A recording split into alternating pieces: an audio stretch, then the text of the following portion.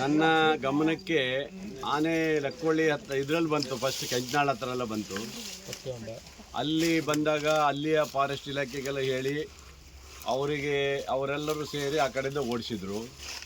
ಆನಂತರ ಲಕ್ಕೋಳಿ ಬಂತು. ಲಕ್ಕೋಳಿ ಬಂದ ಮೇಲೆ ನಾನು DF ಅವ್ರಿಗೆ ಹೇಳಿದೆ, ಎಲ್ಲ ಸ್ಥಳೀಯ RF ಅವರಿಗೆಲ್ಲರಿಗೂ ಹೇಳಿ ಜಾಗೃತರಾಗ್ರಿ, ಎಲ್ಲದು ಓಡಿಸ್ಬೇಕಂತೇಳಿ ಸುಮಾರು ಭಾರಿ ಪ್ರಯತ್ನ ಪಟ್ಟು ಆ ಕಡೆಯಿಂದ ಓಡಿಸಿದ್ರು. ನಾನು ಲಕ್ಕೋಳಿ ಹೋಗಿದ್ದೆ. ಲಕ್ಕೋಳಿ ಮುಗಿಸಿ ಅಲ್ಲಿಂದ ಪತ್ರೆಹೊಂಡ ಮುಗಿಸಿ ಅಲ್ಲಿಂದ ಉದ್ದೂರಿಂದ ಇಲ್ಲಿ ಬಂದಿದ್ದೀನಿ.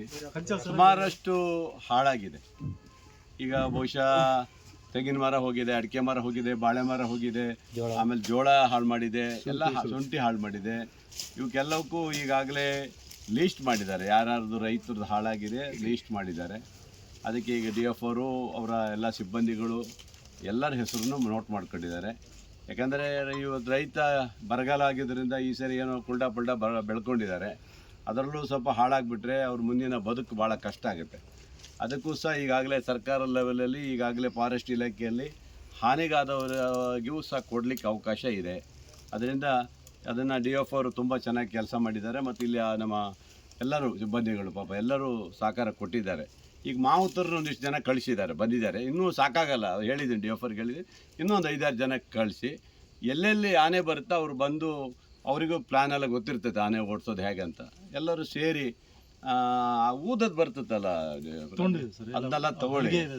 ತಮಿಳ್ನಾಡಿನ ಕಡೆ ನೋಡಿದ್ದೀನಿ ನಾನು, ಅದು ಊದ್ತಾ ಹೋಗಿ ಕಾಳೆ ಅಂಥವೆಲ್ಲ ತಗೊಂಡು ಒಟ್ಟಿನಲ್ಲಿ ಇದು ಒಂದು ಸ್ವಲ್ಪ ಥಿಕ್ ಫಾರೆಸ್ಟ್ ಇರೋದ್ರಿಂದ ಅದೇನು ಮಾಡುತ್ತೆ, ಇಲ್ಲೇ ಸುತ್ತಾಡ್ತಾ ಇದ್ದಾವೆ ಅವೆಲ್ಲ, ಎಲ್ಲೂ ದೂರ ಹೋಗ್ತಾ ಇಲ್ಲ. ಭಾರಿ ಪ್ರಯತ್ನ ಪಟ್ಟರು, ಇಲ್ಲೇ ಬಂದಿದೆ. ಎಲ್ಲ ಕಡೆ ಮುಗಿಸಿ ಮತ್ತು ಇಲ್ಲಿ ಬಂದಿದೆ. ಒಂದಿಷ್ಟು ಆನವಟ್ಟಿ ಹೋಗಿದೆ, ಇಲ್ಲಿಂದ ಒಂದು ಗ್ಯಾಂಗು ಆನವಟ್ಟಿ ಹೋಗಿದೆ, 1-2-3 ಇಲ್ಲಿ ಉಳಿದಿದೆ ಅಂತೆ. ಅದು ನೀರು ಕುಡಿಯೋಕ್ಕೆ ಬರುತ್ತೋ ಅಥವಾ ಏನಂತ ಗೊತ್ತಿಲ್ಲ, ಇಲ್ಲಿ ಸೆಟ್ಲಾಗಿಬಿಟ್ಟಿದೆ. ಅದನ್ನು ಓಡಿಸುವಂಥ ನಿಟ್ಟಿನಲ್ಲಿ ಇವರೆಲ್ಲರೂ ರೆಡಿ ಇದ್ದಾರೆ. ನಾವೆಲ್ಲ ಪ್ರಯತ್ನ ಪಟ್ಟಿದ್ದೀವಿ. ರೈತರಿಗೆ ಯಾವುದೇ ಅನಾಹುತ ಆಗಬಾರ್ದು ಅನ್ನೋ ಉದ್ದೇಶ. ನಾನು ರೈತರಿಗೂ ಹೇಳಿದ್ದೀವಿ, ಬೆಳಗಿನ ಜಾವ ಇಬ್ಬನಿ ಅಂತ ಸಂದರ್ಭದಲ್ಲಿ ಕಾಡು ಕಡೆ ಯಾರು ಹೋಗಬೇಡ್ರಿ, ರಾತ್ರಿ ಸಮಯದಲ್ಲಿ ಹೆಚ್ಚಾಗಿ ಎಲ್ಲೂ ಹೋಗಬೇಡಿ ಅಂತ ಹೇಳಿದ್ದೀವಿ.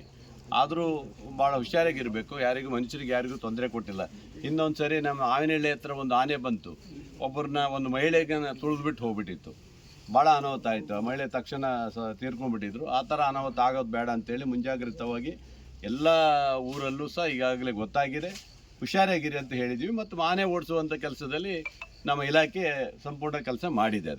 ಅದರ ಪರಿಹಾರ ಕೊಡುವಂಥದ್ದು ಸಹ ಈಗಾಗಲೇ ಫಾರೆಸ್ಟ್ ಇಲಾಖೆಯಲ್ಲಿ ಇದೆ.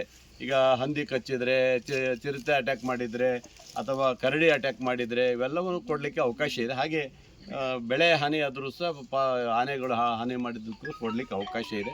ಅದನ್ನು ಕೊಡಲಿಕ್ಕೆ ಈಗಾಗಲೇ DF ಅವರೆಲ್ಲ ಲೀಸ್ಟ್ ಮಾಡಿದ್ದಾರೆ. ನೆಕ್ಸ್ಟ್ ಸ್ವಲ್ಪ ದಿನದಲ್ಲಿ ಕೊಡ್ತೀವಿ. ಬಿಟ್ಟೋದವ್ರು ಯಾರಿದ್ದರೆ ಮತ್ತೆ ಸೇರ್ಸೋಕ್ಕೆ ಅವಕಾಶ ಇದೆ.